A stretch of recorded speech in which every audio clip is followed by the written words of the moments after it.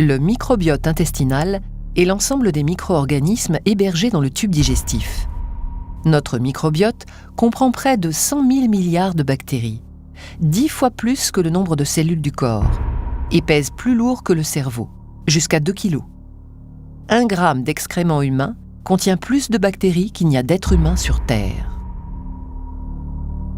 Avant la naissance, le tube digestif du fœtus est stérile. Lors de l'accouchement, le nouveau-né ingère des micro-organismes, notamment présents chez sa mère. Son tube digestif est ainsi rapidement colonisé par des bactéries vaginales et fécales maternelles. Il connaît alors un véritable bactérie-boom.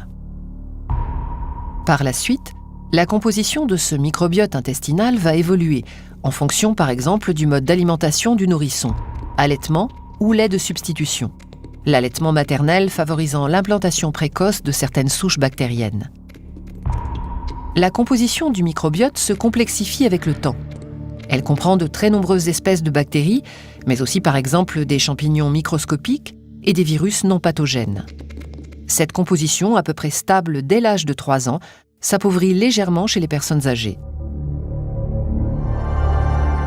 Les micro-organismes se situent sur toutes les surfaces exposées à l'environnement. Peau, yeux, nez, organes génitaux, intestin grêle et côlon. Ce dernier fait partie des écosystèmes microbiens les plus densément peuplés de la planète. La diversité des micro-organismes y est maximale, avec plusieurs centaines d'espèces.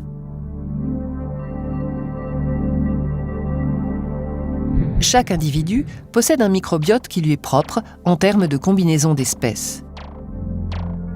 À l'instar de nos empreintes digitales, nous portons donc chacun notre signature bactérienne personnelle. Le microbiote intestinal peut être considéré comme un organe fonctionnel du corps humain, rendant chaque jour d'inestimables services à son hôte. Il est en étroite interaction avec notre intestin et joue différents rôles majeurs. Ainsi, il exerce des fonctions métaboliques essentielles à la digestion. Une fraction des aliments, comme les fibres alimentaires, et une grande partie des glucides n'est pas digérée par nos enzymes dans l'intestin grêle. Elle est dégradée par le microbiote dans le côlon.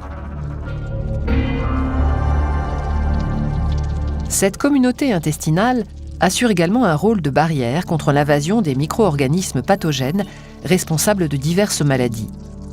Non seulement le microbiote les empêche de s'installer en occupant le terrain, mais les bonnes bactéries du microbiote luttent directement contre les pathogènes par compétition pour les mêmes nutriments et par la production de substances bactéricides. L'intestin représente le premier réservoir de cellules immunitaires de l'organisme. Ces cellules, des globules blancs, jouent un rôle primordial sur le microbiote en faisant le tri entre les bactéries nocives et celles qui, au contraire, sont bénéfiques pour la santé.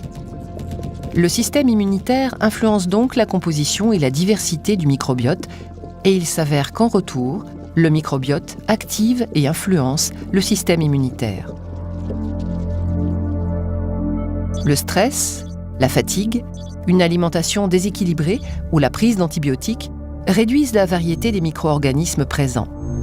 Or, leur diversité est fondamentale. Une chute de 30 à 40% de cette diversité peut provoquer l'apparition de certaines maladies chroniques, diabète de type 2, problèmes hépatiques ou cardiovasculaires.